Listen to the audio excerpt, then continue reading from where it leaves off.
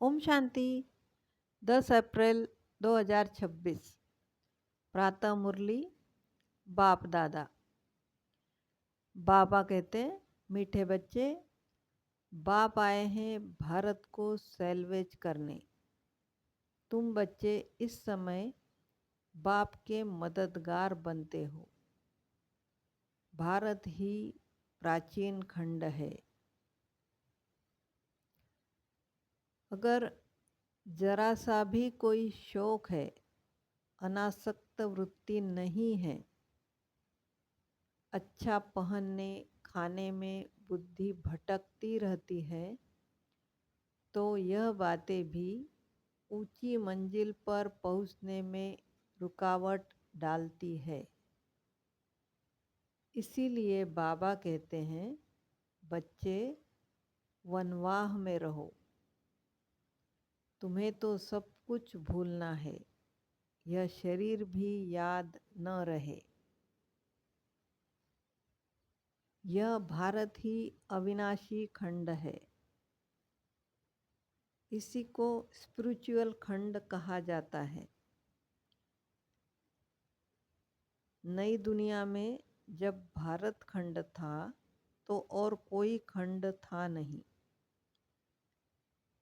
मुख्य धर्म है ही इस्लामी, बौद्धी और क्रिश्चियन।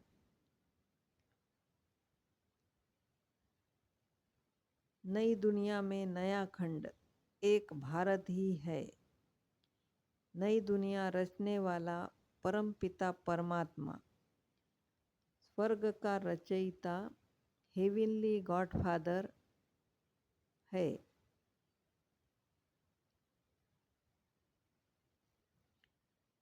जब कोई मरता है तो कहते हैं स्वर्ग पधारा। समझते हैं स्वर्ग कहाँ ऊपर में है। देलवाड़ा मंदिर में भी वैकुंठ के चित्र छत में दिखाए हैं। अभी तो हेल है।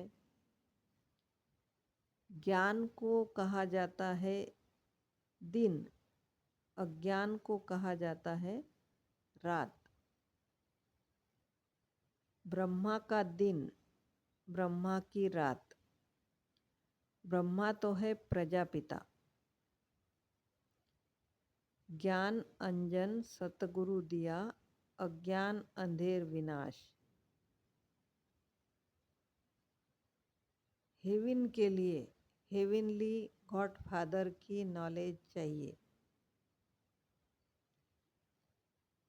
फादर को कहा जाता है पतित पावन। फादर तो सबका एक ही है। श्री कृष्ण तो सबका फादर है नहीं। राधे कृष्ण को प्रिंस प्रिंसेस कहा जाता है।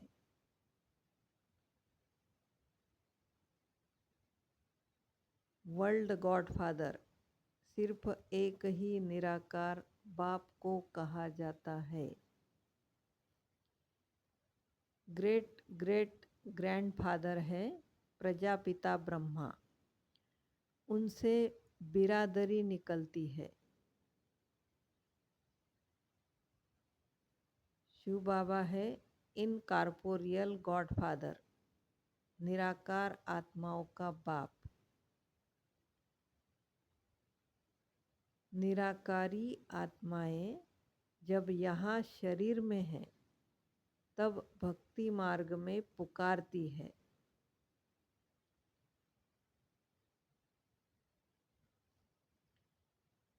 बाबा बच्चों को ही सम्मुख समझाकर वर्षा देते हैं, फिर बाद में शास्त्र बनते हैं।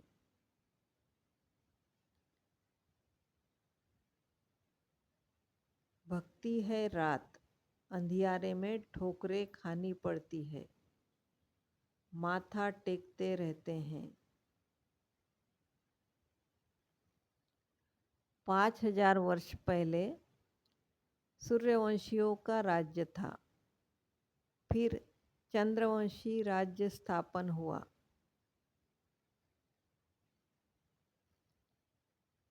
बाप समझाते हैं, तुम गोल्डन एज से निरंतर उतरते आए, फिर सिल्वर एज में आए।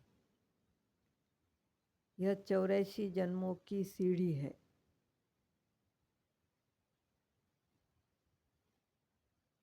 पतित पावन ज्ञान का सागर, पवित्रता सुख शांति का सागर, संपत्ति का सागर, सर्व का सद्गति दाता, जगत पिता, जगत शिक्षक, जगत गुरु शिव बाबा से हमें अपना सूर्यवंशी चंद्रवंशी वर्षा लेना है।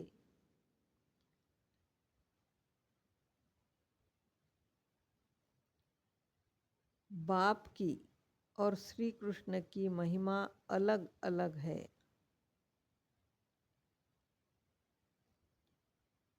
शिव बाबा रचता है, शिव साजन भी है।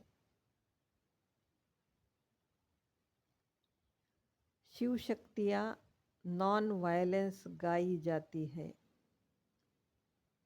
परंतु चित्रों में देवियों को भी हथियार दे हिंसा दिखा दी है। वास्तव में योग अथवा याद के बल से विश्व की बादशाही लेनी है। हथियारों की तो बात ही नहीं है। गंगा का प्रभाव बहुत है, बहुतों को साक्षात्कार भी होगा। भक्ति मार्ग में समझते हैं कि गंगा जल मिले तब उद्धार हो। कहते हैं बाण मारा और गंगा निकली। गौमुख से भी गंगा दिखाते हैं।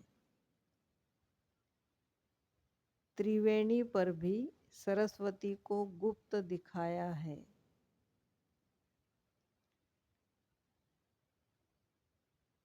यहाँ तो सिर्फ अलफ और बे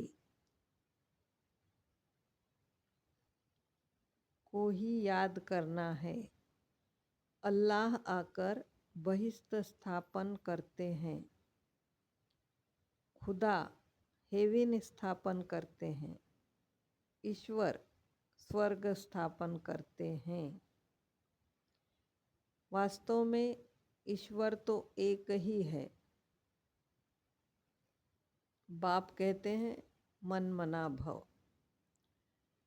बाप को याद करने से वर्षा जरूर याद आएगा।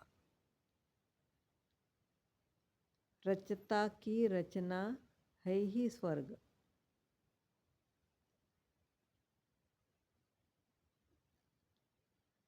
अभी हम जानते हैं नरक का रचता रावण है, जिसको जलाते हैं। रावण राज्य में भक्ति मार्ग का सैपलिंग बहुत बड़ा है। रावण का रूप भी बड़ा भयंकर बनाया है। शिव बाबा तो बिंदी है, परंतु चित्र बड़ा बना दिया है, नहीं तो बिंदी की पूजा कैसे हो। पुजारी तो बनना ही है ना। आत्मा के लिए कहते हैं भ्रुकुटी के बीच में चमकता है अजब सितारा। और फिर कहते हैं आत्मा सो परमात्मा।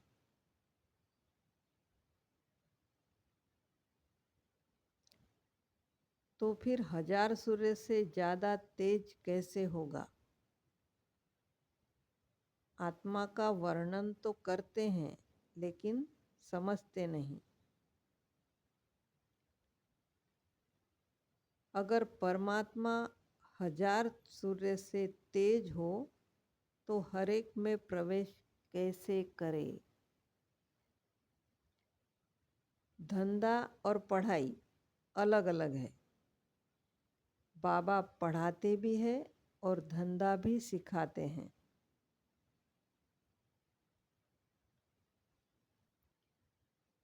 ज्ञान की बातें बच्चों की भी बुद्धि में नंबरवार पुरुषार्थ अनुसार आती है। इसीलिए महारथी घोड़ेसवार कहा जाता है। हथियार आदि की कोई बात नहीं है। बाप बुद्धि का ताला खोल देते हैं।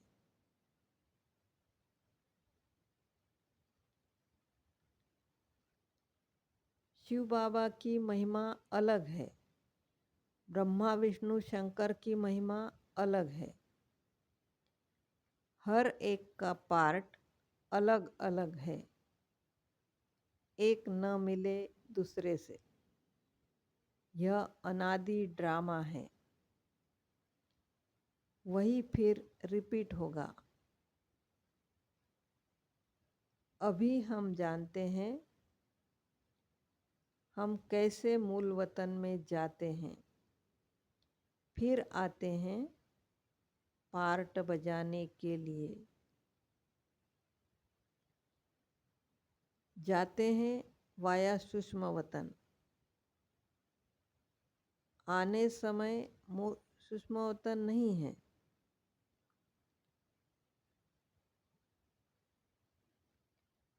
सूक्ष्म वतन की रचना अभी के लिए है।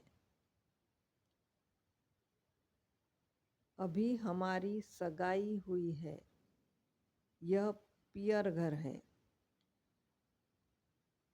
विष्णु को पिता नहीं कहेंगे। वह है ससुर घर। बाप कहते हैं यह पुराना कपड़ा, पुरानी दुनिया सब खलास होनी है। इसलिए इस सारी दुनिया से बुद्धि योग तोड़ना है। इसको बेहद का संन्यास कहा जाता है।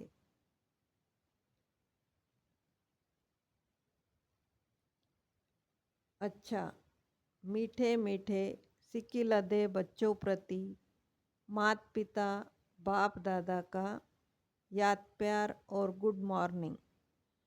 रूहानी बाप की रूहानी बच्चों को नमस्ते।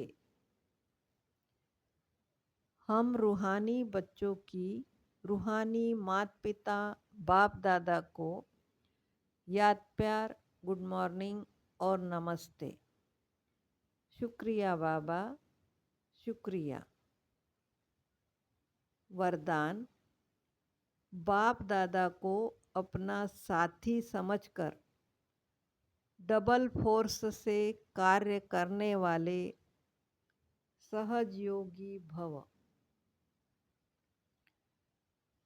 कोई भी कार्य करते बाप दादा को अपना साथी बना लो तो डबल फोर्स से कार्य होगा और स्मृति भी बहुत सहज रहेगी।